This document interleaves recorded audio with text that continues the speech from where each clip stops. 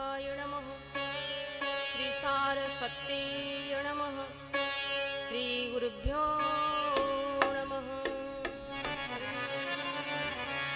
वक्रतुंड महाकाय सूर्यकोटि समप्रभ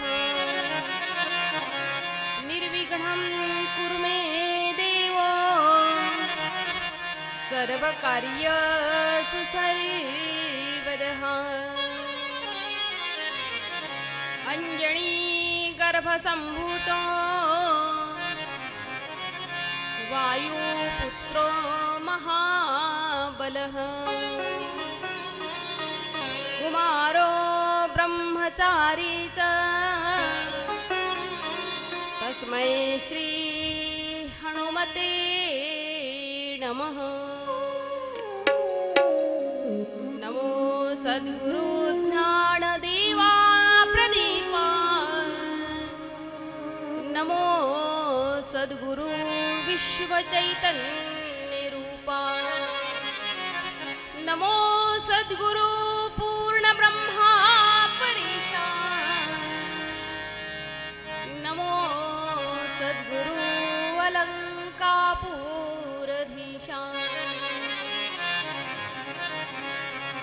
नमस्ते सद्गुरुं शान्तं सच्चिदानन्द विग्रहं पूर्ण ब्रह्मा परानन्द ईशानन्दि वल्लभः इंद्रायणी तीर्णिवासाय पवित्र रमणीय स्थानं तुकाराम महाराष्ट्र सर्वसिद्धि फलदायकम्।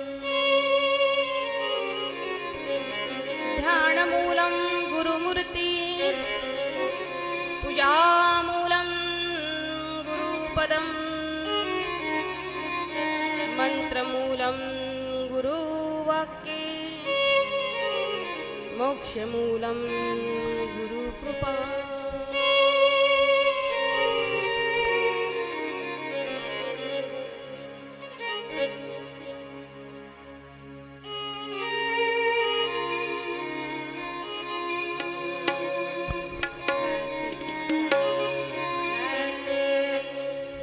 श्री राधे जय राधे राधे राधे प्रिया प्रिया।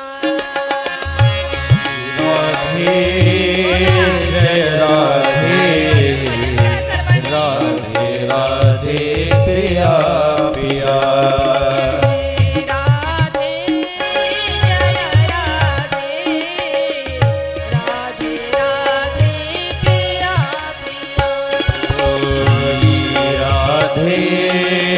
जय राधे राधे राधे प्रिया प्रिया।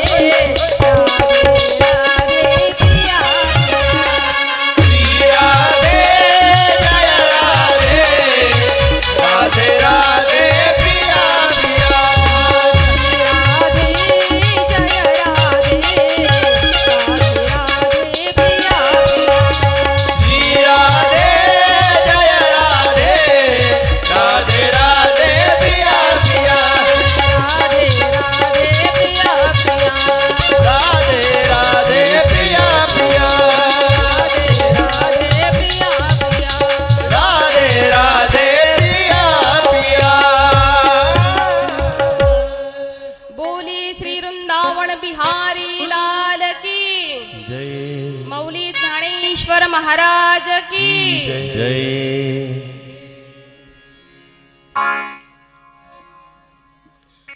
अश्रद्धधाना पुरुषा धर्मशास्त्रे परन्तप अप्राप्य मामणिवर्तन्ते मृत्यु संसार वर्त्मनि पाहे पादूध पवित्राणि गोड पासी त्वचीची या पदरा आड परिते अभ्यरुणी गोचीड अशुद्ध कायण सेविती. अखिल कोटी ब्रह्मांड नायक भगवान परमात्मा पंढरी निवासी आणि आईसाहेब रुक्मिणी माता पंढरी निवासी त्यांना माझा इथूनच नमस्कार. त्याचप्रमाणे आळंदीमधले ज्ञानोबराय त्यांनाही माझं नमन. ज्यांनी मला शिकवलंय ते माझे आचार्य श्री श्री रत्नाकरजी महाराज गीताश्रम आळंदी त्यांनाही माझं नमन. ह्या व्यास गादीलाही नमन. त्याचप्रमाणे मंचावरील जी बसलेली गुणीजन मंडळी आहे, कलाकार मंडळी आहे, यांनाही माझं नमन.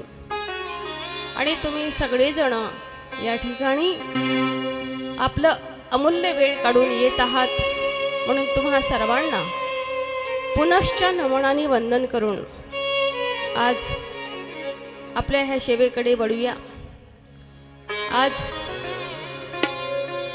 या कार्यक्रमातील भागवत कथेचा तिसरा दिवस आहे. सकाळच्या सत्रामध्ये भागवत कथा आणि दुपारच्या वेळेस ग्रंथराज ज्ञानेश्वरीवरती प्रवचन होतो आहे. संध्याकाळी ज्ञानोबारांचा हरिपाठ आणि रात्रीला हरी कीर्तनही होतो आहे. आणि म्हणून या ठिकाणी आज तिसऱ्या दिवसासाठी निवडलेला जो सेवेसाठी श्लोक आहे तो श्लोक श्रीमद भगवत गीता अध्याय 9 आणि त्या अध्यायामधील नंबर 3 9व्या अध्यायातील 3ऱ्या श्लोकामध्ये श्रीमद भगवद्गीतेच्या 3ऱ्या श्लोकामध्ये कान्हाजी म्हणतात, अश्रद्धधाना पुरुषा धर्मशास्त्रे परंतप अप्राप्ये मामणिवर्तन्ते मृत्यू संसार वर्त्मनि. हे अर्जुना, हे बघा मुलांनो, सर्वांनी प्रवचन ऐकण्याकडे लक्ष द्यायचं. तिकडे गाडी कशी चालली, बैल कसे चालले, तिकडे लक्ष पाहिलं ना तर पुढच्या जन्मात बैलच व्हावं लागतं. तसं मग ऐका, तयारी कुणाची बैल व्हायची. मग इकडे तिकडे बघायचं नाही. वक्ता जो बोलतो ना त्याचं प्रवचन ऐकायचं. छान सांगणार आहे. तुम्ही विद्यार्थी आहात ना, निवडून मी श्लोक काढलेला आहे ज्ञानेश्वरीचा. आता बघणार का? छान गोजीरवाणी चेहरे आहेत तुमचे, बालवय आहे. त्या दिवशी सुंदर असं अभंग गायलं इंदुरीकर दादांनी. इवलेसे रोप लाविले द्वारी त्याचा वेलू गेला गगनावरी. मोगरा फुलला मोगरा फुलला फुले वेचिताची बहरू कळीयासी आला. आम्ही मोगरे आहोत, आमचं शिक्षण झालंय. तुम्ही कडे आहात. एकदम मोगऱ्याच्या झाडाकडे नका जाऊ. जसं संस्थेमध्ये अनेक फुलं उमललेत की ते शिक्षण घेऊन निघतात, पुन्हा त्या संस्थेमध्ये तुमच्यासारखे विद्यार्थी येतात, म्हणजे कळ्या येतात. पुन्हा त्या कळ्या उमलल्या की पुन्हा दुसऱ्या कळ्या येतात. मोगरा फुलला फुले बेचिताची बहरू कळीयासी आला. असं हे जीवन आहे. आणि या श्लोकाचाही अर्थ गोड आहे, पण हा श्लोक आहे श्रीमद भगवद्गीतेमधला. ऐका जरा, श्रीमद भगवद्गीतेमधला हा श्लोक आहे. या श्लोकामध्ये कान्हाजींनी गोड सांगितलेला आहे, पण भगवद्गीतेची महती माऊलींनीही खूप सुंदर सांगितलेली आहे ज्ञानेश्वरीमध्ये. कान्हाची या महाद्वारी गीता गजर जेथ करी ते सृष्टीची आजीवरी जाई जे पाप. जर त्याने असं काही चांगलं ऐकलं नाही ना, हे असं व्हावं लागतं. भगवंत प्रत्येकाला छोट्या छोट्या कर्माचं हिशोब हे प्रत्येकांना द्यावंच लागतं. अरे नैष्ठिकीम ब्रह्मचारी राहणारा भीष्म, ज्याचं आधी नाव देवव्रत आहे, वडिलांसाठी भीषण अशी प्रतिज्ञा करतो आहे, म्हणून त्याचं नाव भीष्माचारी असं पडतो आहे. जो इच्छामरणी आहे तो स्वतःच्या इच्छेने मरत नाही, तू इच्छामरणी होशील असं संतुण नावाचे राजे त्याला आशीर्वाद देतात. तरी पण काटेकोरपणे जीवन जगणारा भीष्माचार्य 140 वर्ष जीवन जगतो आहे. पण सूक्ष्म अशा चुकीमुळं भगवान श्रीकृष्ण कन्हैया त्याला ही सरपंजरी करायला लावतात. मग तुम्ही आम्ही कुठचे आहोत? म्हणून माणसाने भगवद्गीतेच्या 13व्या अध्यायामध्ये असं भगवद्गीतेच्या 3ऱ्या अध्यायामध्ये गोड कथन केले कान्हाजींनी की साधकाच्या जीवनामध्ये येणारे खरे शत्रू जर कोण असतील तर काम येश, क्रोध येश, रजो गुण समुद्भवा, महाशनो महापापमा विद्येण मिह वैरिणम. हे वैरी आहेत, हे विद्येमध्ये घालतात आणि अहंकार त्याचा मुख्य बॉस आहे. तो अहंकार त्यांना कामाला लावतो आहे. म्हणून शांती साध्वी नागविली, माया मांगिन शृंगारिली. आज समाजामध्ये शांती नावाची वस्तू राहिली नाही. माया मागिन नागविली. हे काम आणि क्रोध एवढे बलाढ्य शत्रू आहे, एवढे बलाढ्य शत्रू आहे. कान्हाजी म्हणतात त्याच्यामध्ये साधक सुद्धा वाहून जाण्याची दाट शक्यता आहे. त्याला शेवटच्या टोकापर्यंत परीक्षा द्यावी लागते. आणि म्हणूनच म्हटलेलं आहे की साधू ओळखावा मरणी आणि शूर ओळखावा रणी. शूराची किंमत रणांगणामध्ये होते आहे, शिवबाची किंमत रणांगणामध्ये झाली. आणि शिवबानी काही छोटे छोटे बछड्यावरती युद्ध केलं नाही, मोठे घोडे घेतले शिवबानी. जुन्या काळचा विषय तो, गाडी घोडा नाही. म्हणून शिवबानी घोड्यावरती प्रवास केला. हातामध्ये लहानसं असं काही चाबूक नाही, कमरेला तलवार. तुकोबाऱ्यांचा काढतो, मोठ्या मोठ्या वैरांचा फडसा पाडणारे शिवबा होते. युगा युगाचा गडगंधार, यवन चाकरी करी सरदार. मराठ मरदा होऊन हुरदा, मराठ मरदा होऊन हुरदा. ओ छाटल छत्रूच्या भुजा, ओ छाटल छत्रूच्या भुजा.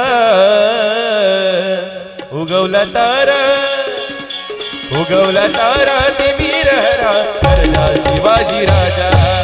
उगवला तारा ते वीरहरा, गरजा शिवाजी राजा. उगवला तारा ते वीरहरा, गरजा शिवाजी राजा. उगवला तारा ते वीरहरा, गरजा शिवाजी राजा.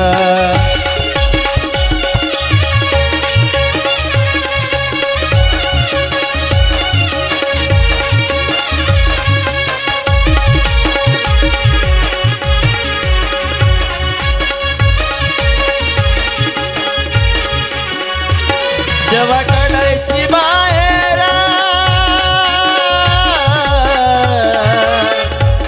जेव्हा काढायची बाहेर तिची चमचमती धार. जेव्हा काढायची बाहेर तिची चमचमती धार. कशी घुसते, कशी घुसते, कशी घुसते आरपार शिवरायाची तलवार. कशी घुसते आरपार शिवरायाची तलवार. कशी घुसते आरपार शिवरायाची तलवार. कशी घुसते आरपार शिवरायाची तलवार. असे असणारे शिवबा घडवलं जिजाबाईंनी, पण संगत भेटली तुकोबाऱ्यांची. म्हणून जीवनामध्ये संगत जर चांगल्याची असेल, आई तर घडवतेच, पण पुढं जाऊन तो मुलगा बाहेर वावरतो आहे, त्याला जर संगत जर चांगली मिळाली तर तो मुलगा चांगला घडू शकतो. पण त्याची जर संगत बिघडली तर अजामिळ सारखा तो बिघडवू शकतो. असा सुंदरसा विषय आजच्या सकाळच्या कथेमध्ये आपल्या ताईने कथन केलाय की अजामिळ हा ब्राह्मणच होता, चांगलाच होता, पण अचानक एक वाईट कृत्य डोळ्यांनी पाहिलंय. अरे एकदा त्या मुलाने त्या एका वेशीला पाहिलं तर त्याचं मन एवढं बिघडलं की आपण सुद्धा त्या वेशीशी विवाह करावा असं त्याला वाटलं. आता अलीकडचे पोरं मोबाईलच्या माध्यमातून रोजच्या रोज तेच चालू राहतं. मोबाईलवरची अशी बोटे फिरवणे, ही हिरोईन पाहिजे तेच हिरोईन पाहिजे, असे तसे चित्र पाहतो ना आपलं मन बिघडतं. परिणाम बिकट होतो आहे. म्हणून एके ठिकाणी हिंदी कवीने म्हटलेलं आहे, अरे मन गया तो जाने दे, मत जाने दे शरीर, ना खिचे कमान तो कहा लगेगा तीर. मन गेलं ना तर जाऊ द्या, पण इंद्रिय ना तिथे फिरवू नका. पण इंद्रिय बलवत्तर आहेत म्हणून हा अहंकार आहे, त्या काम आणि क्रोधाला कामाला लावतो आहे आणि त्याच्यामध्ये मोठे वाहून जातात. भल्या भल्या पवणारा उलटून खाली पाडीशी.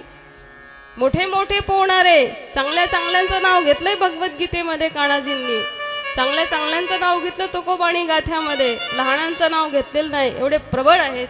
आणि काश कदाचित त्याच्यातून जर तरुण जायचं असेल आणि एखादा जर साधक एकनिष्ठतेने त्या सर्वांना पार करून चुकवणी आला पहाडी सर्वासनी किया, तो सर्वांना चुकवतो आहे.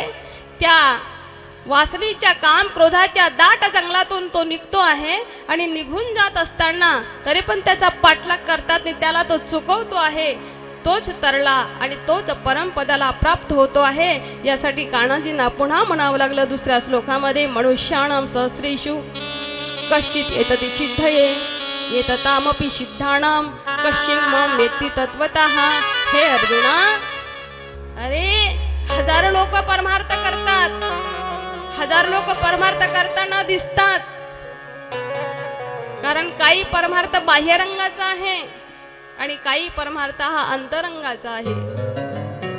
आणि म्हणून गजबजू लागे कैसा व्याधी रुंदला मृग जैसा. खरा जो साधक असतो चातुर्य लप्पी महत्व हरवी पिशेपण मिरवी आवडोणी जगात पिशाच अंतरी शहाण सदा ब्रह्मी जाण. निमग्न तो आपल्या आनंदामध्ये मग्न असणारा तो साधक असतो. आणि म्हणून प्रत्येक तत्वावरती ही जी भगवद्गीता आहे, नेमकीच भगवद्गीता करते काय, सुंदर एका पदामध्ये सांगितलेलं आहे, हमें निज धर्म पे चलना. हमें निज धर्म पे चलना सिखाती है भगवत गीता. हमें निज धर्म पे चलना सिखाती है भगवत गीता. हमें निज धर्म पे चलना सिखाती है भगवत गीता. हमें निज धर्म पे चलना सिखाती है भगवत गीता. हमें निज धर्म पे चलना सिखाती है भगवत गीता. हमें निज धर्म पे चलना सिखाती है भगवत गीता. सिखाती है भगवत गीता. सिखाती है भगवत गीता.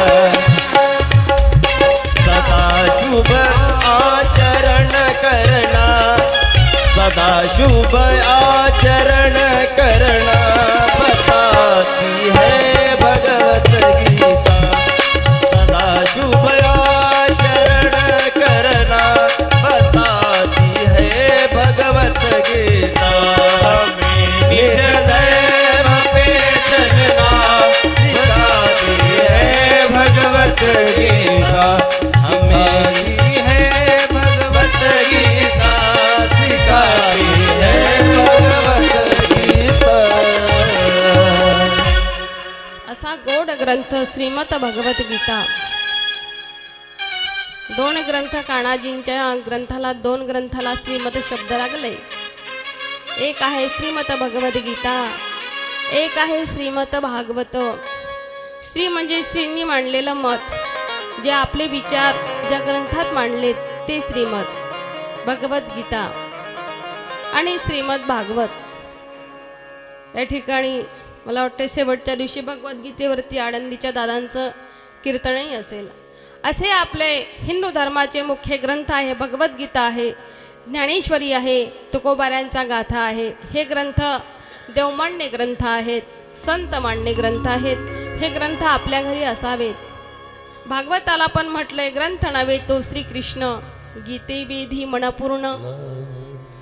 असे धर्मग्रंथ आहे आपल्या घरी असावे. आपल्या घरी लाखाच्या टीव्या राहतात, 20-20 लाखाच्या अशा गाड्या राहतात, पण भगवद्गीता आहे का म्हटलं तर लोक दुसऱ्यांच्याकडे बोट दाखवतात. आमच्याकडे नाही, बरं त्यांच्याकडे असेल तर पाहतो. हिंदू धर्माचे ग्रंथ आपल्या घरी नाही. हिंदू धर्माची देवता आपल्या घरी दिसत नाही. अनेक तीर्थामध्ये अनेक माता भगिनी जातात आणि अनेक तीर्थातल्या अनेक देवींचे फोटो उचलून आणतात. देव अशाने भेटायचा नाही रे. तुकडोजी महाराजांनी म्हटलंय, देव बाजारचा भाजीपाला. मनी नाही भाव म्हणे देवा मला पाव, मनी नाही भाव म्हणे देवा मला पाव. देव अशाने भेटायचा नाही रे, देव बाजारचा भाजीपाला नाही रे, देव बाजारचा भाजीपाला नाही रे, देव बाजारचा भाजीपाला नाही रे, देव बाजारचा भाजीपाला नाही रे, देव बाजारचा भाजीपाला नाही रे. उचलली जीबानी लावली टाळूला. एवढा साधा, एवढा सोपा परमार्थ नाही. म्हणून तर तुकोबाऱ्यांना हरिपाठ आपण गातो, म्हणतो, नाचण्याकडेच लक्ष राहतं. तुकोबाऱ्यांना म्हणावं लागलं, तुका म्हणे सोपे आहे सर्वाहुणी, सोपे सर्वाहुणी आहे, पण कोण घेतो? शहाणा तो धनी.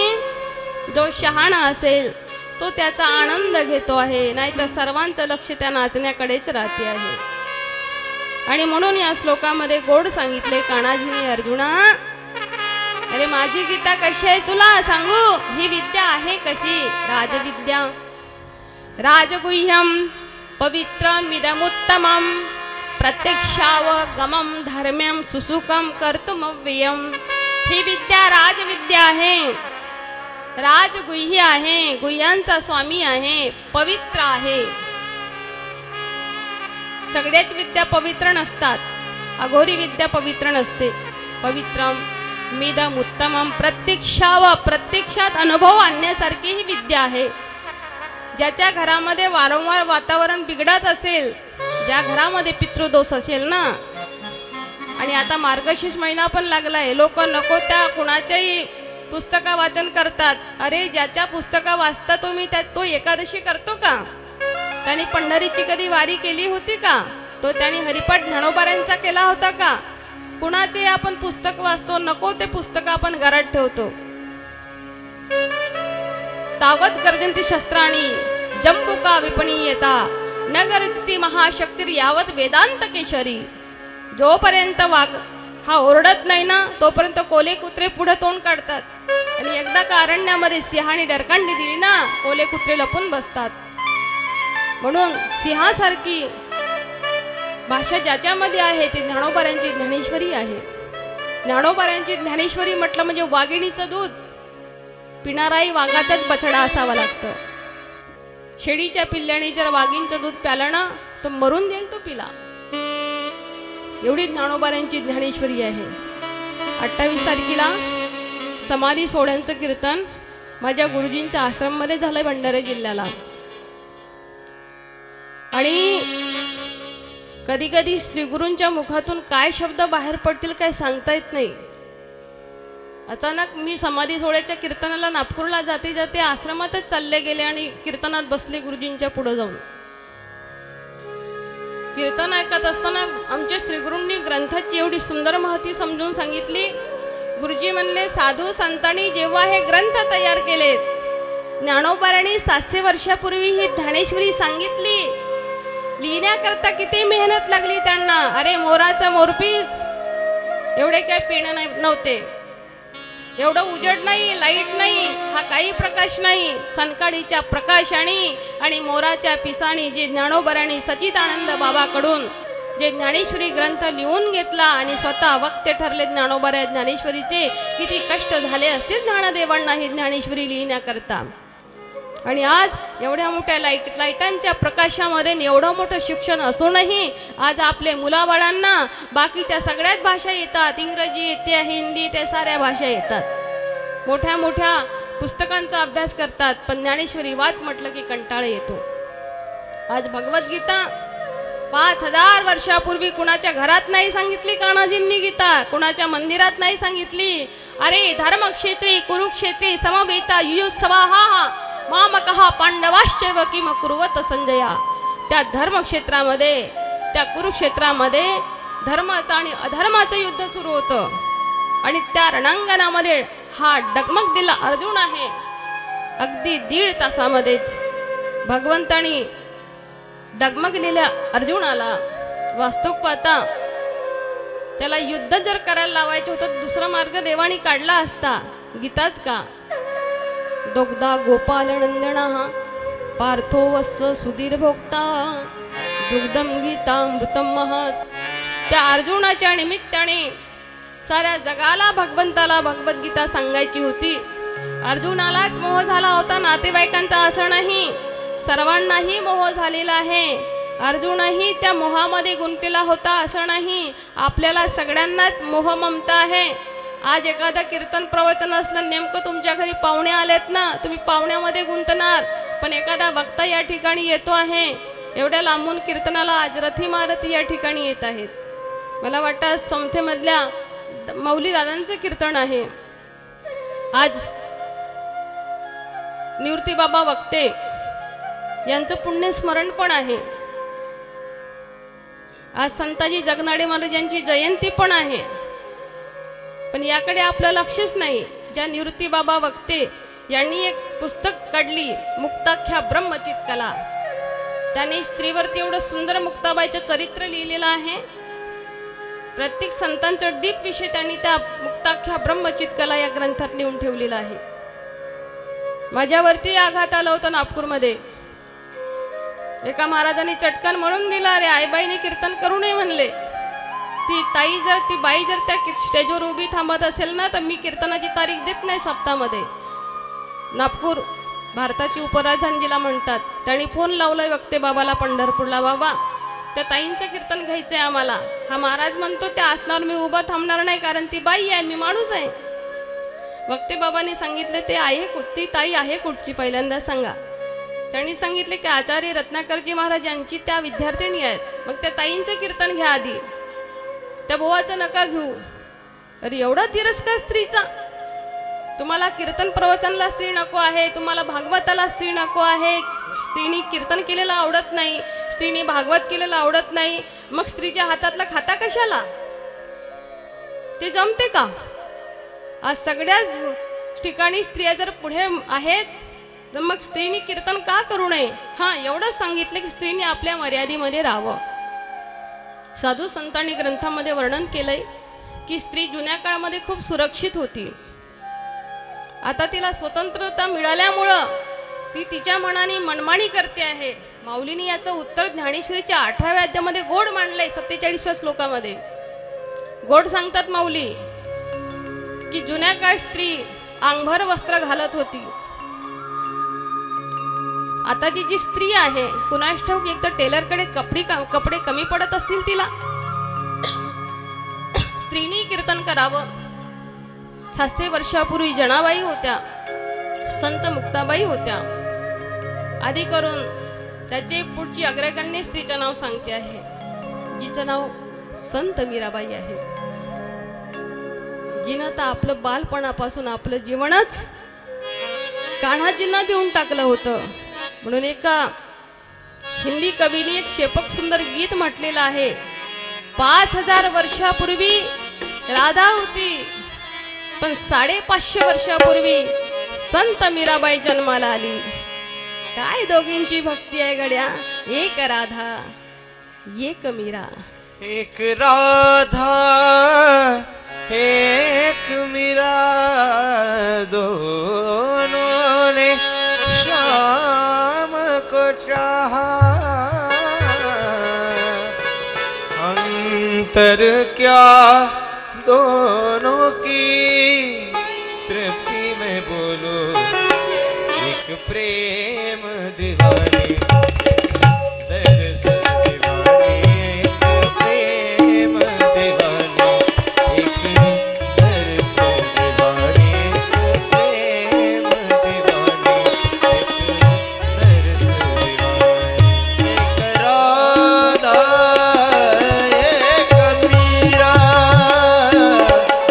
दोनों ने श्याम को चाहा अंतर क्या दोनों की चाह में बोलो अंतर क्या दोनों की चाह में बोलो एक प्रेम दीवानी एक दर्शन दीवानी एक प्रेम दीवानी एक दर्शन दीवानी और मीरा के प्रभु गिरिधर नाग राधा के मनमोहन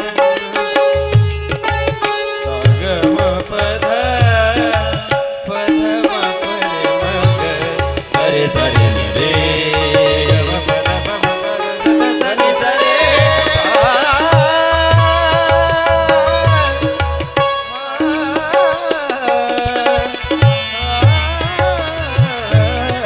मीरा के प्रभु गिरिधर नाग राधा के मनमोहन राधा नित श्रृंगार करे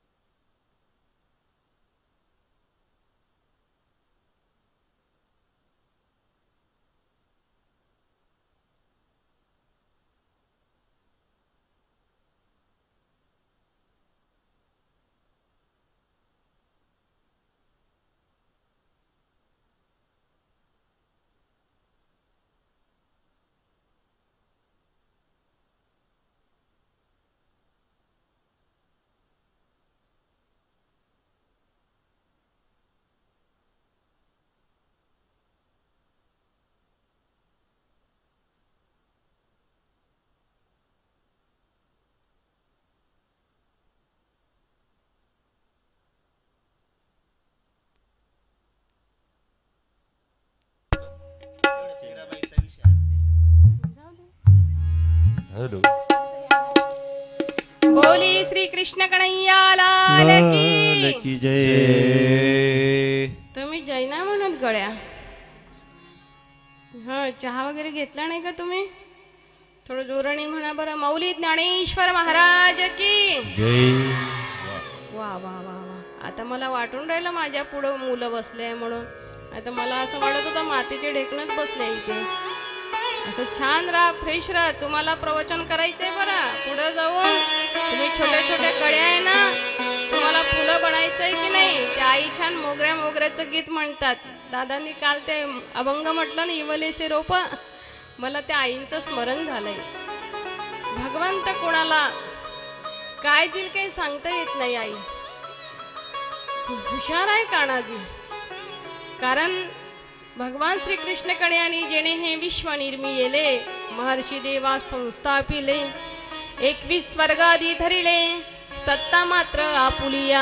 ज्याने विश्वाची निर्मिती केली, 21 स्वर्गाला स्थापन केलंय, महर्षी देवाला त्यांच्या जागी ठेवले, पण सत्ता आपल्याच हातात ठेवली, जन्म आणि मृत्यूची. कोणाला कधी मारायचं, कुणाला कधी जन्माला घालायचं, आणि हे कुणाला कुठे जन्माला घालायचं. भागवत भक्ताला जन्माला घालायचं ना, तर देव स्वतः जागा पाहतो आहे. कुठे पाहतो? कान्हाजीने अर्जुनाला सांगितले, अर्जुना अरे माझ्या भागवत भक्ताला मी कुणाच्या इथे जन्माला घालत नाही. तो जन्माला येता बरोबर त्याच्या वाटेला टाळ आले पाहिजे, त्याला त्या घरी मृदंग मिळालं पाहिजे, त्या घरी भगवद्गीता ही मिळाली पाहिजे, याचा मी आधी विचार करतो आहे.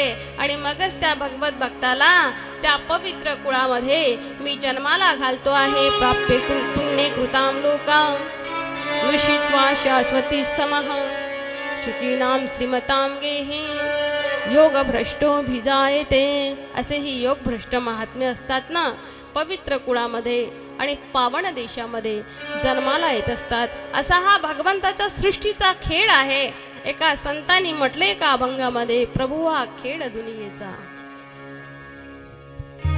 प्रभु हा खेळ दुनियेचा कशाला सांग केलासी. प्रभु हा खेळ दुनियेचा कशाला सांग केलासी. प्रभु हा खेळ दुनियेचा कशाला सांग केलासी. प्रभु हा खेळ दुनियेचा कशाला सांग केलासी. प्रभु हा खेळ दुनियेचा.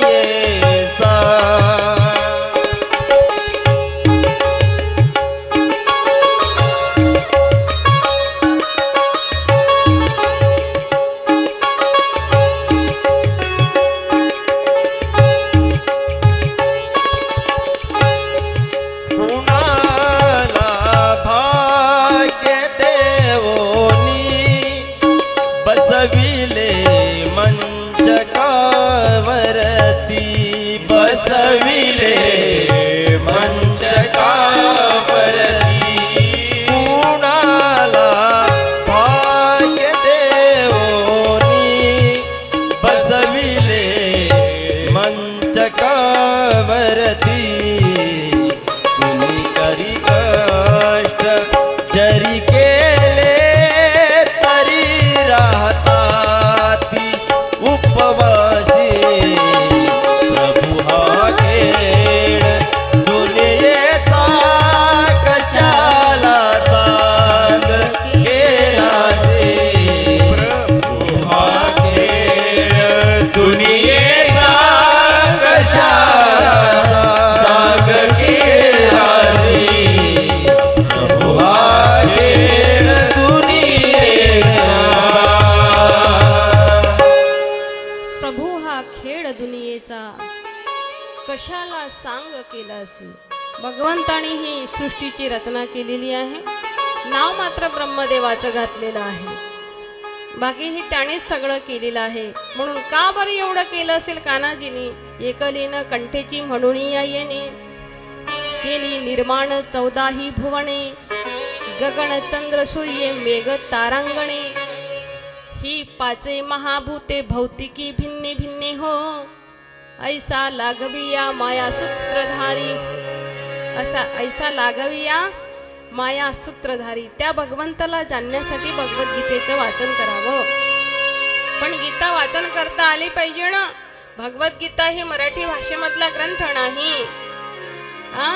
काही लोक म्हणतात की वेद वाचण्याचा जो अधिकार आहे ना, मी आळंदीमध्ये शिकत असताना गीता आश्रममध्ये, आमच्याच आश्रममध्ये आश्रमजवळ छोटी छोटी मुलं होते आणि ते वेदांच्या ऋचा म्हणण्याकरता सरस्वती मंदिरामध्ये जायचे आणि छोटे छोटे 8-8 वर्षाची ती लेकरं संगच्छदवम संवोदधवम संवो मनासी जाणताम देवाभागम यथा पूर्वे संजाणाना उपासते असे म्हणा मानेला झटके जीव देऊ देऊ ते म्हणायचे. ते किती कठीण वेद आहे.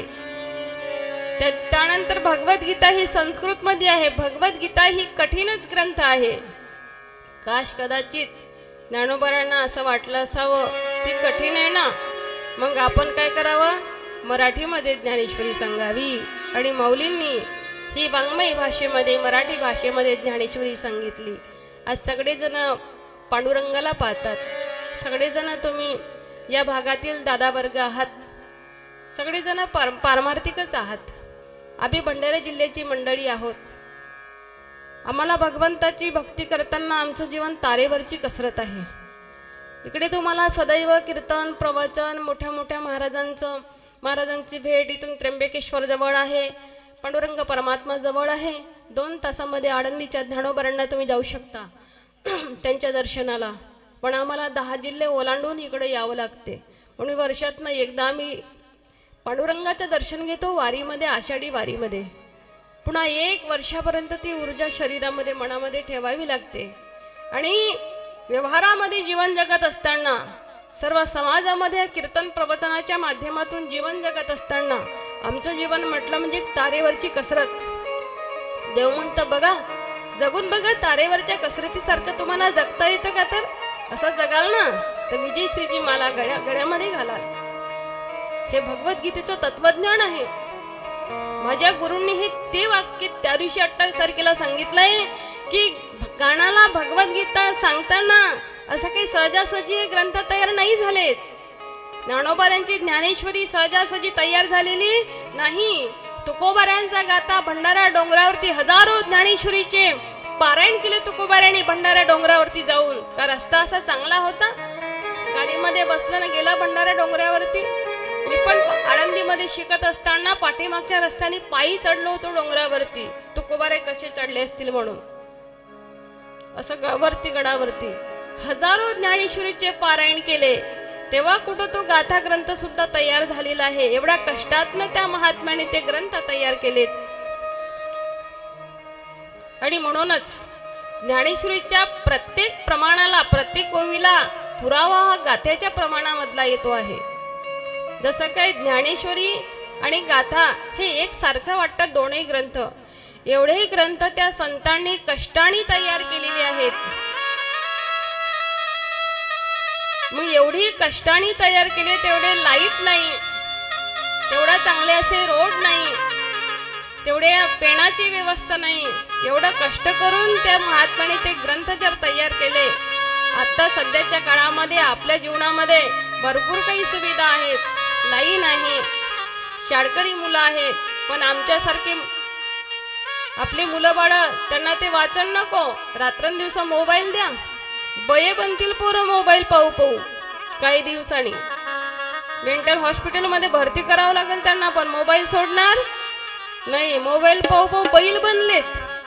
त्या तरी बैलांना कळतं की संध्याकाळ झाल्यानंतर घरी जावं, पण या बैलांना कळत नाही.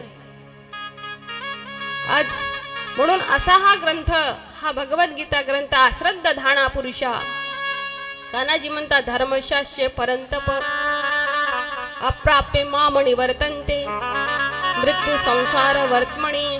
भगवान श्रीकृष्ण कण्या म्हणतात, अर्जुना अरे ही माझी राजविद्या राजगुह्यम पवित्रम इदमुत्तमम प्रतीक्षावगमम धर्मेम सुसुखम कर्तव्यम. ज्या लोकांची माझ्या ह्या धर्मावरती आणि माझ्या ग्रंथावरती आणि देवावरती जर श्रद्धा नसेल ना, तर ते पुन्हा मृत्यू लोकामध्ये संसारामध्ये संसाराची टोमणे खाण्यासाठी, संसारामध्ये पिचण्यासाठी पुन्हा पुन्हा पुन्हा पुन्हा पुन्हा पुन्हा मृत्यू लोकामध्ये येतात. उलट उलट माघारा गडिया गटांगड्या खासी भरला पुरमायेचा लोंडा वाहुणिया जासी. असे ती पुन्हा येतील. बरं का बरं मग त्या ग्रंथाकडे आपली ओढ लागत नाही? तर माऊलींनी सिद्धांत सांगितले, दृष्टांत वापरला तर ज्ञानदेवांनी. कान्हाजी श्लोकामध्ये बोलले, ज्याची धर्मावर श्रद्धा नसेल, ज्याची देवावर श्रद्धा नसेल, ते मृत्यू लोकामध्ये, मृत्यू संसार वर्तमणी मृत्यू लोकामध्ये येतात. कशाप्रमाणे तर पाहे पा दूध पवित्र आणि गोड, पासी त्वचेची या पदराड, परिते अभेरुणी गोचिड, अशुद्ध कायणी गती. माऊली म्हणतात या ओवीमध्ये गाईचं दूध आहे ना. गाय पाहिली का पोरांनो? गाय पाहिली ना? गाईला किती पाय असते? 4 असते ना? मला वाटलं 5 असते. 1च असते. पहा बरं, दादाने किती सांगितलं, 1च पाय असते. तू मला काय? पोरांना बरोबर गाईचे पाय बघत जावे आपण. गाईला पाय किती असते? 1. असं पाहिजे बस श्रोता, लक्षात ठेवा. गाईला पाय किती असते दादा? 4. अरे वा वा, आता 4 बोट दाखवले. पाहे पा दूध पवित्र आणि गोड. ते गाई असते ना, त्या गाईचं दूध कसं आहे बेटा? पवित्र आहे. आणि आता ऐका, आता तुम्ही गाय पाहिली ना, आता तुम्हाला पाहून या ओवीचा अर्थ सांगते मी. पाहे पा दूध पवित्र आणि गोड. गाईचं दूध पवित्रही आहे आणि गोडही आहे. आई जर मरण पावली ना तान्या बाळाची, तर तिला त्या बाळाला गाईचं दूध पाजलं जातं. आणि म्हणून ते गाईचं दूध पवित्रही आहे आणि गोडही आहे. पण कुठे आहे? पाशी त्वचेची या पदराड, त्या गाईच्या कातडीच्या आतमध्ये आहे ते दूध. आणि त्या कातडीला चिटकून गोचिड किडा आहे. गोचिड म्हणतात ना तुमच्याकडं, आमच्या भंडारा जिल्ह्यामध्ये तिला गेचुडी असं म्हणतात, इकडे त्याला गोचिड असं म्हणतात. गोचिड किडा कुठे राहतो? त्या गाईच्या कातडीला राहतो ना. हा, तुम्ही सर्वजण तिथे ओझरची मंडळी आहात ना, तुम्हाला माहिती आहे. तो गोचिड किडा कुठे राहतो? गाईच्या काशीला असा चिपकून राहतो त्या दुधाजवळ. घरामधून दूध काढणारा मुलगा येतो, गाईची अशी धार काढतो, त्या पातेलेभर दूध घेतो आणि घरामध्ये घेऊन जातो. पण तिथे राहणारा जो गोचिड नावाचा किडा त्या गाईला चिटकून असून सुद्धा, एवढ्या जवळ असूनही तो गोचिड किडा दूध पिऊ शकत नाही. मग काय पितो? अशुद्ध काय निघती. तो गोचिड नावाचा किडा त्या गाईचं रक्तच पितो, पण तो दूध पिऊ शकत का पित नाही? कारण त्या गोचिडाला तिथे दूध आहे याचं ज्ञान नाही. बघा, एक सुंदर दृष्टांत सांगते हा तुम्हाला. विदेशामधले काही लोक आपल्या भारतामध्ये आलेत, आणि भारतामध्ये आल्यानंतर त्यांनी अशी गाय पाहिली, इंदुरीकर दादांच्या इथली. भरपूर दूध देते ती गाय.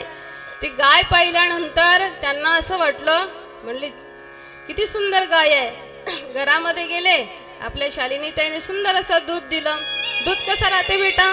दुधाचा रंग पांढरा राहते ना. हा, त्याने ते दूध पिला. तो म्हणा लागला, दीदी बोले दूध कहाँ से आया? तो दीदी कहने लगी, ये बोले हमारी गैया देती है. थोड्या वेळाने ताईने दही दिला. ते दही खाल्लं ते विदेशातल्या लोकांनी. बोले ये क्या है? बोले ये मक्खन है. तेही खाऊन टाकलं. थोड्या वेळाने जेवणामध्ये तूप वाढलं. बोले दीदी ये क्या है? ये बोले घी है, तूप आहे. तेही खाल्लं, त्याला खूप चांगलं वाटलं. बोले दीदी ये सब कहाँ से आता है? ये घी मक्खन ये दूध कहाँ से आता है?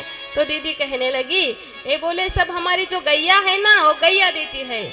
त्याला असं वाटलं हे सगळ्या वस्तू, दूध काय, दही काय, आणि तूप काय गाय देते ना, मग आपण गाय घेऊन गेलो पाहिजे. त्यांनी ती दुधाची गाय विकत घेतली त्या विदेशातल्या व्यक्तीने, आणि आपल्या विदेशामध्ये घेऊन गेलाय तो. आणि गायीला असं बांधून ठेवलं. अशा 4-5 घरच्या लोकांना सांगितलं, हे बघा म्हणले, मी भारतामधून गाय आणलेली आहे, ती सुंदर दूध देते, दही देते, तूप देते ना, या चला चला चला बघण्याकरिता. आता सगळेजण त्या ठिकाणी आले. गायीला असं ठेवलं बांधून. सगळेजण बसले.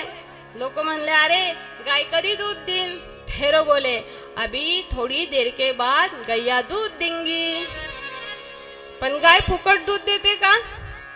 तिला चारा टाकावं लागतं, तिला पाणी पाजावं लागतं. त्याने चाराही टाकला नाही आणि पाणीही पाजलं नाही. पण थोड्या वेळाने गाय उभी झाली. हे असं हातामध्ये तांब्या ग्लास घेऊन उभेच होते, तिथे बसलेलेच होते. थोड्या वेळाने गाय उभी झाली आणि गायीने गोमूत्र देणं सुरू केलं. हे म्हणू लागले, देखो देखो बोले, दूध निकल गया, दूध निकल गया. सगळे धावले आणि ते गायीचं गोमूत्रच पकडले आणि कटोऱ्यामध्ये, आणि सर्वांना असं ग्लास ग्लास असं वाटू लागले. त्या म्हणले सर्वांनी ते गोमूत्र गायीचं दूध म्हणूनच प्यालं, पण दुधाची चवी कशी होती? गोड. आणि गायीच्या मूत्राची चवी कशी राहील? कशी? म्हणजे तुम्ही रोज पिता वाटते, म्हणजे तुम्ही खारट सांगितलं ना. हा, खारट. त्याने ते गायीचं गोमूत्रच पिऊन टाकला. हे मला सैन्य होत.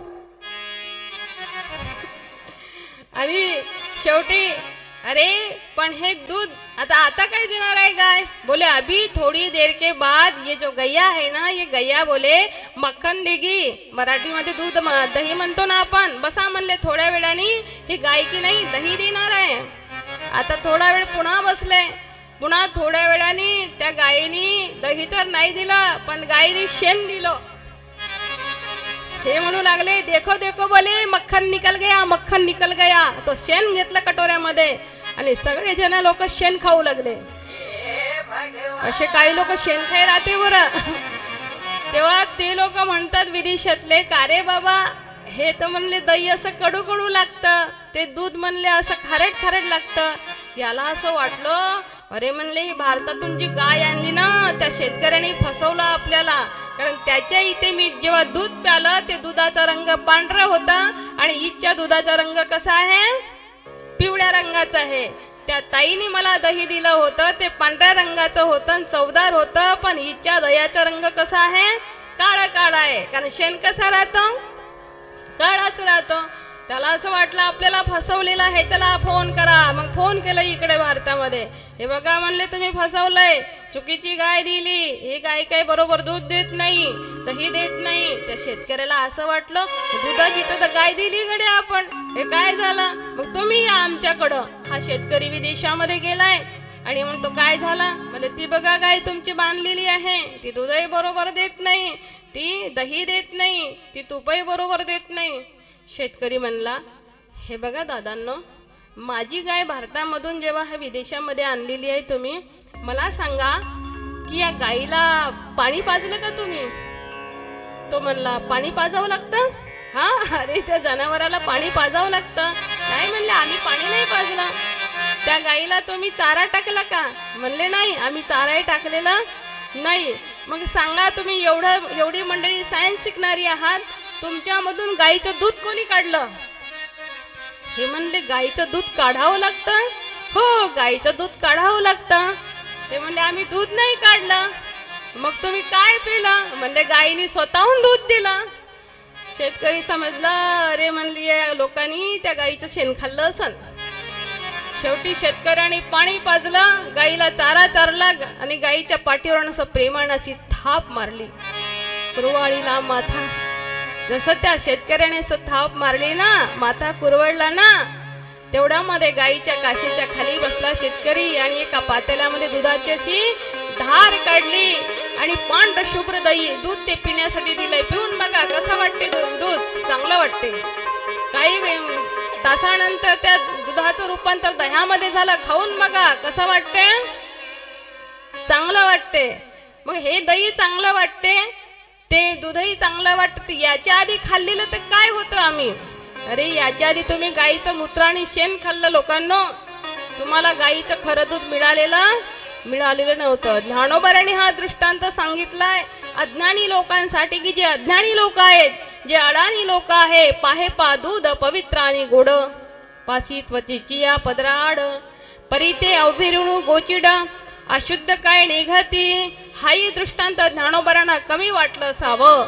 मौली यापेक्षा चढता दृष्टांत देतात का? कमलकंद आणि दरदुरी, नांदनुक एकेची घरी, परी परागू शेविजे भ्रमरी, येरवी चिकलूची उरेत. ऐका मुलांना, पुढचा दृष्टांत माऊली देतात. कमळाचं फूल कुठे राहते रे मुलांना? ऐका, हे बघा, कीर्तन प्रवचनामध्ये बडबड केलं ना तर पुढच्या जन्मामध्ये बेडकाच्या जन्माला जावं लागते. बरं, तुम्हाला बेडूक बनायचं आहे का? बेडूक नाही ना, मग शांत बसा. कमळाचं फुल आणि बेडूक कुठे राहतो? पाण्यात राहतो. एकाच जागी राहतो ना? एकाच जागी राहतो. बरोबर उत्तर दिलं तुम्ही. बरोबर का? कमलकंद आणि दरदुरी नांदणूक एकेची घरी. तो कमळाचं फूल, कमळाचा कांदा आणि हा दरदुरी म्हणजे बेडूक एकेच जागी राहतो. पण माऊली म्हणतात त्या बेडकाला त्या कमळाच्या फुलामधला परागकण सेवन करावं याचं ज्ञान नसल्यामुळं त्या फुलामधला परागकण परिमळाची धाव भ्रमर ओढी. माऊली म्हणतात आपल्या अभंगामध्ये. पण हा बेडूक त्या फुलामधला मकरंद न पिता त्या बुडाला चिटकलेल्या देठाचं चिखल खातो आहे. पण त्याला त्या मकरंदाचं ज्ञान नसल्यामुळं चिखल खातो आहे. अशा पद्धतीने माऊलींनी प्रत्येक या प्रसंगाला चढता असा दृष्टांत दिलेला आहे. म्हणून ही जी धर्मग्रंथ आहेत या धर्मग्रंथावरती श्रद्धा असावी. भगवंतांनी आम्हाला वेळ खूप कमी दिलेली आहे. किती वेळ कमी दिली? एका श्लोकामध्ये गोड सांगितलेला आहे. अनंत शास्त्रम बहुलाश्च विद्या हेल्पश्च काल बहुविघ्नताच यतसारभूतं तदुपासनीयं हंसर्यता क्षीरमिवांधु मध्यात. शास्त्र अनंत आहेत, विद्या भरपूर आहे, पण हेल्प म्हणजे कमी, काळ कमी आहे, कमी वेळामध्ये परमार्थ करायचा आहे. का? कारण वयाचे 60-70 वर्ष झाले की देव उचलतो, देव उचलतो. बघा अशीच भगवंताने सुंदर असं उत्तर दिले कान्हाजींनी की 60-70 वर्षाचं वय झालं की मी काही ठेवत नाही. पण प्रत्येक व्यक्तीचा जो जीव असतो ना ह्या देहावरती असतो. शेवटच्या टोकावरती घरादारावरती नातेवाईकांवरती असतो. नंतर त्याचा जे लोभ असतो त्याच्या शरीरावरती त्याचा जीव असतं. मरेपर्यंत कुणालाही माऊली तर आपल्या ज्ञानेश्वरीमध्ये गोड सांगतात, अरे मरहा बोलणं सहाती. एखाद्याला जा मर तिकडं जरी म्हटलं तर त्याला वाईट वाटतं, मेले तरी रडती आणि मेल्यानंतर रडतात. पण भगवंत म्हणतो मी त्याला उचलतो आहे. मग हा एवढा मोठा सृष्टीचा मायेचा पसारा कशासाठी? असा हा खेळ दुनियेचा कशाला सांग केलासी. म्हणून श्रद्धा पाहिजे, धर्मावर श्रद्धा पाहिजे, आपल्या भक्तीवर श्रद्धा पाहिजे. नाहीतर एके ठिकाणी म्हटलेलं आहे ही का भक्ती खरी, ही का भक्ती करी, ही का भक्ती करी पळते मन बाहेर.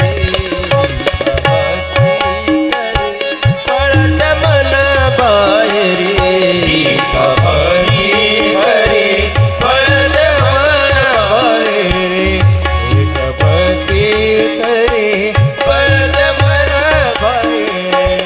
देह देवा पुढे लाच जोड्याकडे, लाच जोड्याकडे, लाच जोड्याकडे. देह देवा पुढे लाच जोड्याकडे, लाच जोड्याकडे. मित्र देवाकडे, मित्र देवाकडे हात चोऱ्याकडे. भक्ती करी पळते मन बाहेर. भक्ती करी पळते मन बाहेर. भक्ती करी पळते मन बाहेर. कीर्तनी ना बसे सदा तमाशी दिसे, सदा तमाशी दिसे, सदा तमाशी दिसे. कीर्तनी ना बसे सदा तमाशी दिसे, सदा तमाशी दिसे. पाहता हसे, पाहता हसे वृत्ती पाना भरे. का भक्ती करे पळते मन बाहेर. भक्ती करे पळते मन बाहेर. भक्ती करे पळते मन बाहेर. बोली श्री कृष्ण कन्हैया लाल की. जय.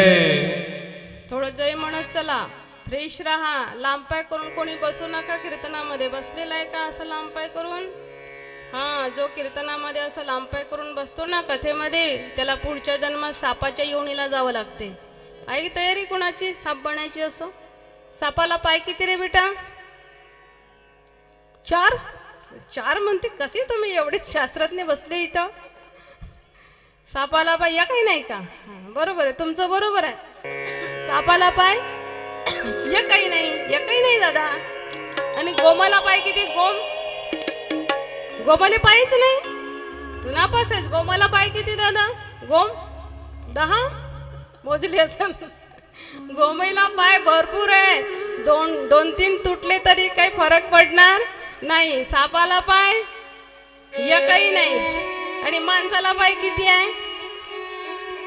अरे वा वा, किती सुंदर आहे, छान आहे. गोंडसवाने लेकर आहे तुम्ही. कौतुक करावं असं वाटतं तुम्हाला हा तुमचं. हा, माणसाला पाय किती असते? आणि एक तुटला तर एक राहतो, 2 तुटले तर एकही राहत नाही. मग चालतो कसा? अरे एक पाय तुटला तर असं चालेल ना कसं तरी, पण 2 तुटले तर खाटेवरती राहावं लागेल की नाही? मग काय म्हणतो त्याला? हा टुकमुकू बघतो चांगला, खाटेवरच बघतो पण चालता येत पुढचं काय? तुम्हाला माहिती आहे छोट्या छोट्या मुलांना हा असं छान प्रसन्न राहायचं. भाग्यवान बाळांना तुम्ही की काही काही गोष्टी मिळत नाही. 5 वर्षापासून तुम्हाला लेकरांना मी ओळखते आहे. नशिबान आहात तुम्ही की जी ताई करोडपती आहे. आज महाराज म्हटलं की आपल्या गालीच्या गद्द्या टाळ्याच्यामध्ये आनंदाने राहतात. लेकरांचं कोणाचं लावून घेत नाही. आपल्या आईला एकच पुत्र जड होतो, तर एवढ्या मोठ्या मुलांचं कुठं लावून घेणार? पण तुम्हाला सदैव असं सत्संग मिळतो, सगळ्या गोष्टी मिळतात. बाळांनो, तुम्ही काहीतरी मागच्या जन्मामध्ये नक्कीच पुण्य केलं असेल. एके ठिकाणी तुकडोजी महाराजांनी कबंग गायले, काय योग साधला, काय योग साधला, जन्म तुला लाभला, कोण देव पावला रे बिचाऱ्या, भजनासी लागला रे बिचाऱ्या, भजनासी लागला रे बिचाऱ्या, भजनासी लागला रे बिचारा, भजनासी लागला रे. काय योग साधला, जन्म तुला लाभला, काय योग साधला, जन्म तुला लाभला, कोण देव पावला रे बिचाऱ्या, भजनासी लागला रे बिचाऱ्या, भजनासी लागला रे बिचारा, भजनासी लागला रे बिचारा, भजनासी लागला रे.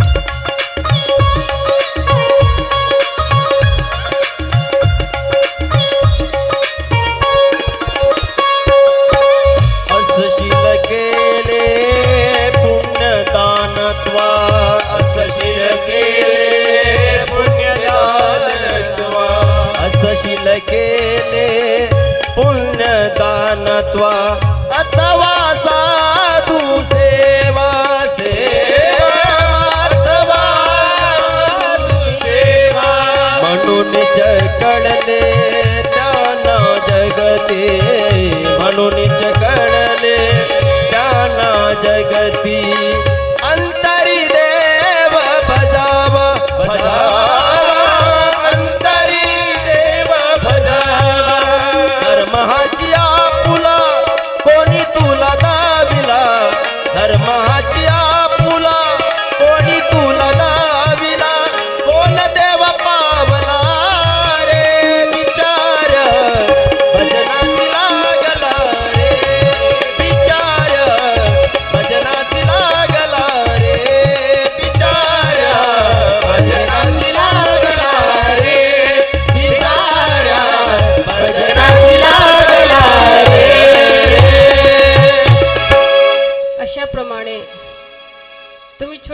लेकरं आहात ना, नशीबवान आहात बाळांनो तुम्ही. कधी कधी नशीब घेऊन पण जीव जन्माला येतो. काही लोकांना मरेपर्यंत कीर्तन प्रवचन ऐकायला येत नाही, असं खूप कुठेतरी आदिवासी जन्मामध्ये घालतो आहे, आदिवासी लोकांमध्ये घालतो आहे. काही लोकांना जसं या इंदुरी गावामध्ये आता कीर्तन प्रवचन ऐकायला भेटत आहे काही लोकांना, पण घरी आली गंगाने गुडघ्याला सांगा नाही. काही लोक म्हणते कांदे लावायचे आणि काही लोक म्हणते वांगे लावायचे. 12 तारीख संपली की कार्यक्रम संपलं. 12 महिने कांदेनं वांगे लावा ना, मग किती लावायचे ते. हा एक योग असतो. आणि माणसाने जीवनाचं सोनं करावं, जीवनाचं कधी कोडसं करू नये. सुवर्ण संधीचा लाभ हा घेत राहावा. या ठिकाणी अनेक रथी मारथी येतात. देवाणी काणाजींनी तेच सांगितले. धर्मग्रंथ आहेत, भगवद्गीता, ज्ञानेश्वरी, अरे आलोडे सर्व शास्त्राणी अनंत शास्त्रम बहुलाच विद्या पण हेल्पच काल बहुविघ्नताच एतसारभूतम तदुपासनीयम हंसर येता शिरमिवांब मध्यात. जसं शास्त्र भरपूर आहे, विद्या भार आहे, पण काळ कमी आहे. कमी काळामध्ये चांगला सोजवळ जर परमार्थ करायचा असेल ना, तर निवडक ग्रंथाचा अभ्यास करा, भगवद्गीतेचं वाचन करा, ज्ञानोबरांच्या ज्ञानेश्वरीचं पारायण करा. जर गीता वाचन करता येत नसेल ना, तर संता घ्या. हे जी छोटी छोटी मुलं आहेत ना, आता जी आली गोंजीरवाणी धोतीवरती दिसतात, धोती घातली ड्रेस घातले की रूप बदलतंय सगळं. ही जी लहान लहान मुलं शिक्षण घेण्यासाठीच गेली की नाही संस्थेमध्ये, पोरांना संस्थेमध्ये गीता शिकवतात ना बाळांना तुम्हाला, भगवद्गीता. सहस्त्रनाम जप बसलं का?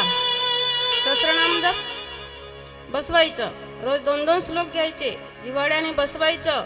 थोडं त्रास होतं, सरांनी बसून दिलं, दादानी बसून दिले की ते पाठांतर करायचं. मी तुमच्या एवढी छोटीच लहान होते, आळंदीला शिकायला गेले. आमच्या शालिनीताई ज्या आहेत ना, ओळखता का तुम्ही शालिनीताईंना? ओळखता ना? हां, त्या पण वयाने लहानच होत्या, आळंदीला शिकायला आल्यात त्या.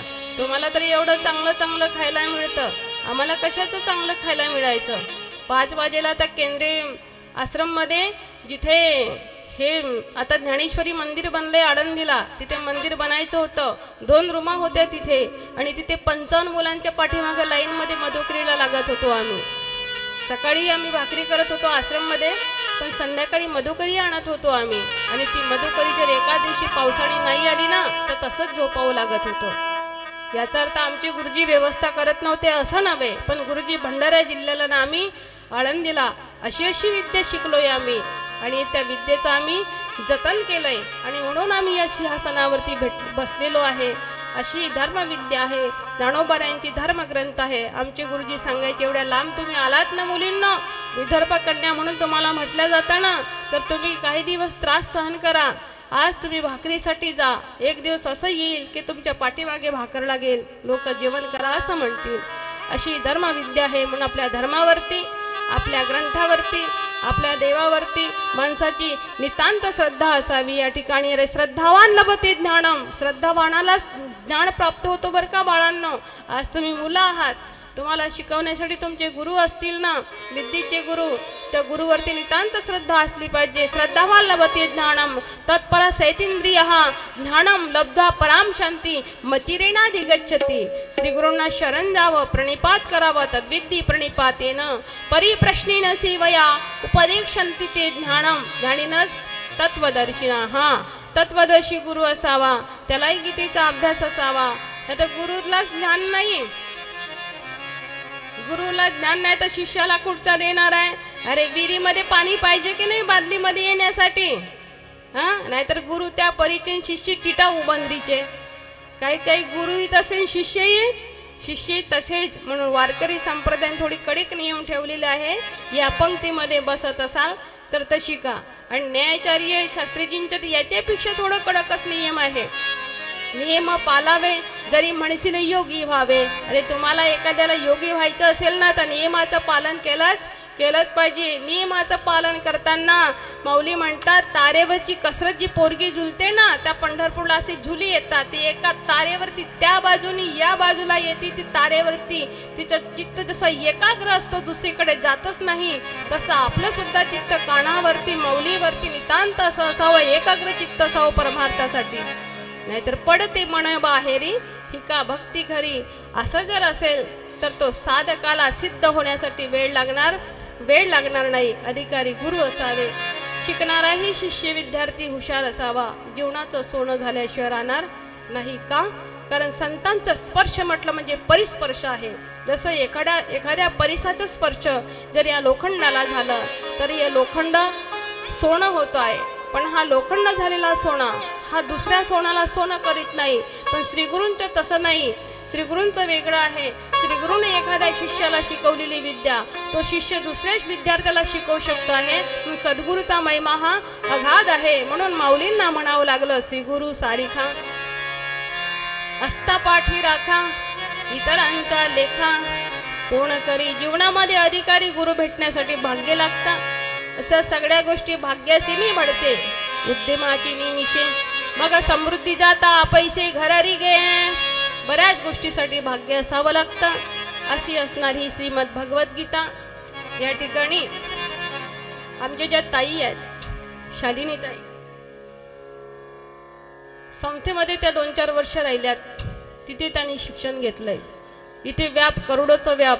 दादा कार्यक्रमाला कंटिन्यू जातात. सकाळी 8ला गेले की पहाटे 2-3 वाजेला घरी येतात. एवढा करोडोचा व्याप सांभाळून बाहेर कीर्तन प्रवचनाला कंटिन्यू जाणे, रात्री 3ला येणे, पुन्हा 5ला स्वयंपाक करून पुन्हा कीर्तनाला जाणे, ह्या सगळ्या गोष्टीमुळे त्यांनी स्वतःकडे लक्षच दिलं नाही. आणि त्याच्यामुळे शरीर हे थोडं डगमगलेलं होतं. परिणाम अध्यात्मशक्ती थोडी कमी पडली होती. आज त्यांच्या चेहऱ्यावरती चैतन्य खेळते आहे. दर्शनीय प्रशस्ती पुण्य पुरुष, जो हसरा चेहरा आहे, जो चैतन्यासारखा दिसे. देव तेथेची जाणावा. भगवान श्री कृष्ण कन्हैया आपल्या भक्ताची घेतो थोडी परीक्षा. मी मगाच बोलले ना, तारेवरची कसरत आहे. परिणाम त्या गीता पटणाणी आणि दादांनो, मुलांना, छोट्या मुलांना, विष्णू सहस्र नामजप एवढी ताकद आहे त्या सहस्र नामजप मध्ये.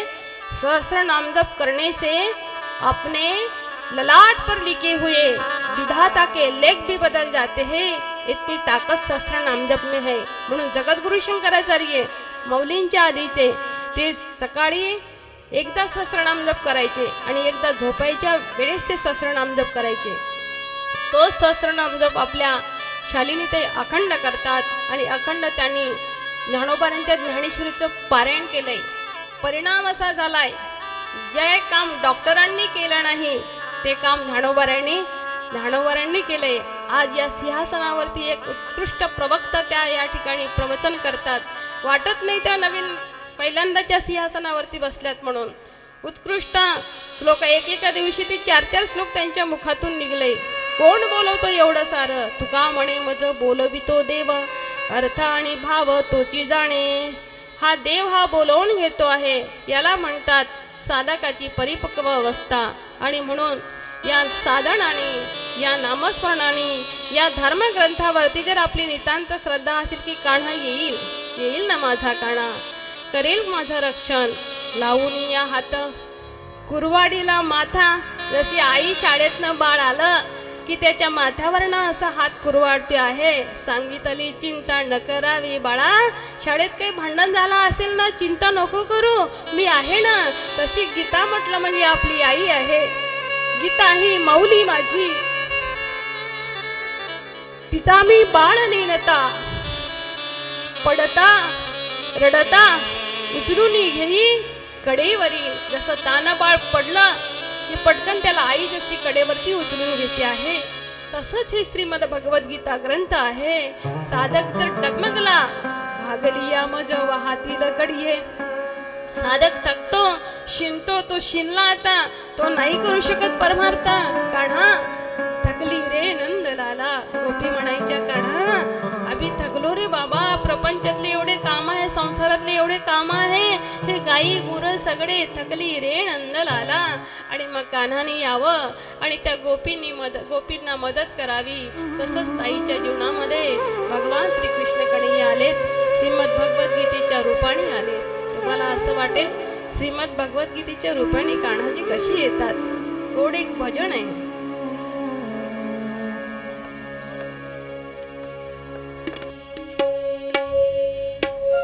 श्याम तुझे मिलने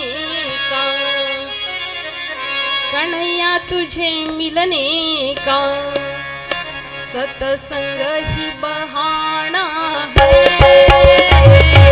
श्याम तुझे मिलने का सतसंग ही बहाना है। श्याम तुझे मिलने का सत्संग ही बहाना है। श्याम तुझे मिलने का सत्संग ही बहाना है। दुनिया वाली क्या जाने तेरा रिश्ता पुराना है। दुनिया वाली क्या जाने तेरा रिश्ता पुराना है। श्याम तुझे मिलने का सतसंग ही बहाना है। श्याम तुझे मिलने का सतसंग ही बहाना श्याम तुझे मिलने का सत्संग ही बहाना है। श्याम तुझे मिलने का सत्संग ही बहाना है। अशा पद्धतीने भगवंताला भेटण्यासाठी सतसंग हे निमित्त आहे। रामायण में ढूंढा तुझे भागवत में पाया है। अरे गीता जी के श्लोकों पर मेरे श्याम का ठिकाना है। अशा पद्धतीने भगवद्गीतेमध्ये काणा आहे। काणाजी बोललेत, गीता निर्माण झाली, ज्ञानोबाराय बोललेत, ज्ञानेश्वरी ग्रंथ तयार झालाय, तुकोबाराय बोललेत, गाथा तयार झालाय, आणि तुम्ही आम्ही बोलतो तर झगडा भांडण तयार होते नाही का। म्हणून संतांची वचनं आहेत, यावर नितांत श्रद्धा असावी। त्यांचे ग्रंथ आहेत, माऊली सोबत बोलायची इच्छा झाली तर माऊलींची ज्ञानेश्वरी वाचावी। ओबी रूपाने तुमच्याशी बोलतील, गोड बोलतात माऊली। आणि जसे माऊली गोड आहेत ना, ते पांडुरंगाचं रूप आहे। पांडुरंगाला पाहायचं असेल तर माऊलीकडे पहा। अवतार पांडुरंग नाव ठेविले आणि एवढे सौंदर्यशील पांडुरंग परमात्मा आहे।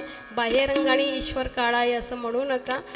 माऊलींचं ओत पोत रूप जर बघायचं असेल विठ्ठलाचं तर माऊलींकडे बघा। एवढं सौंदर्य ज्ञानोबारामध्ये फुललं आहे। त्याचं आपण लेकरं आहोत, रक्तामध्ये ज्ञानोबाराय असावे, परमार्थ खूप छान होतो।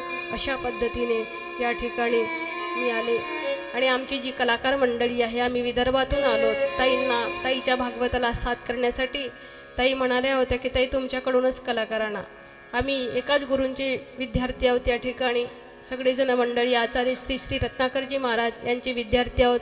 ऐका दादा वर्ग, सर्वांना सहस्रनाम जप येतो आहे। इथे कथेला सकाळी येण्याच्या आधी सगळेजण सहस्रनाम जपचा पाठ करतात, गीतेचं पाठ करतात, मग इथे या ठिकाणी येतात। हे आमच्या गुरुजींनी शिकवलेलं आहे, म्हणून आम्ही चालवा पुढे वारसा। अशाच पद्धतीने सगळ्या दादा वर्गाने विद्यार्थ्यांनी घडावं आणि पुढं खूप सुंदर जीवन आहे अशाच पद्धतीने जगावं। माऊली तुम्हाला यश दिल्याशिवाय राहणार नाही। एवढं बोलून झालेली सेवा, जे मी खरं बोलले असेल, बरोबर बोलले असेल ते माझ्या श्रीगुरूंचं आहे, जे माझं चुकीचं असेल ते माझं आहे। झालेली सेवा भगवान कृष्ण परमात्मा आणि आईसाहेब रुक्मिणी माता आणि माझे ज्ञानोबाराय यांचे चरणी हे शब्दपुष्प समर्पित करून आजच्या सेवेला इथेच पूर्ण करा।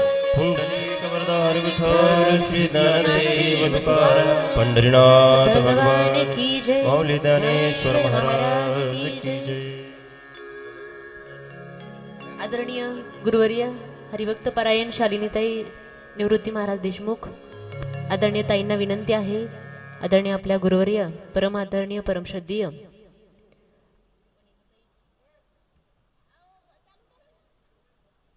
हॅलो वनिताताई बावणी यांचा सत्कार करण्यासाठी आदरणीय बाबा व ताई दोघांनाही विनंती आहे, मंचावरती या।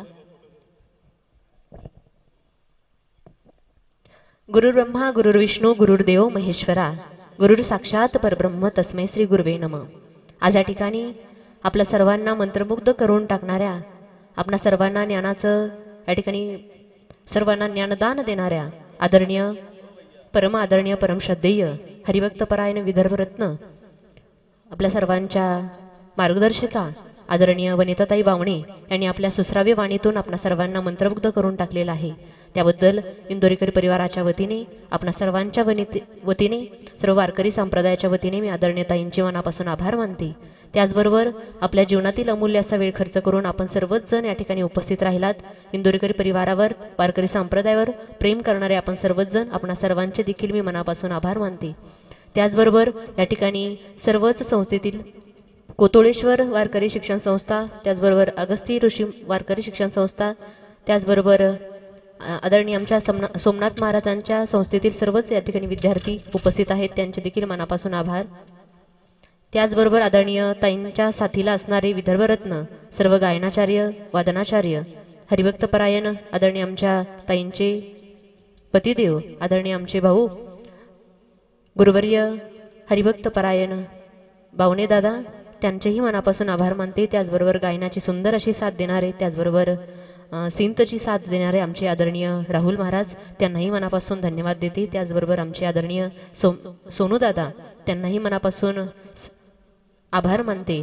त्याचबरोबर आदरणीय आमच्या बावणेताईंचा मुलगा आदरणीय दादा, त्यांनाही मनापासून त्यांचेही आभार मानते। संपूर्ण बावणे परिवाराचे आम्ही इंदोरीकर परिवाराच्या वतीने आभार मानते आणि आपणा सर्वांचेच या ठिकाणी सर्वांना विनंती आहे की आपण सर्वांनीच भरभरून या ठिकाणी मोठ्या संख्येने उपस्थित राहा अशी या ठिकाणी विनंती करते। लगेचच आपल्या या ठिकाणी हरिपाठ चालू होणार आहे। आजूबाजूतील परिसरातील सर्व भाविक भक्तांना विनंती आहे लवकरात लवकर या ठिकाणी उपस्थित व्हा आणि आपल्याला लगेचच हरिपाठ चालू करायचा आहे। त्याचबरोबर आपल्या सर्वच या ठिकाणी परिसराचं भूषण असणाऱ्या आमच्या या ठिकाणी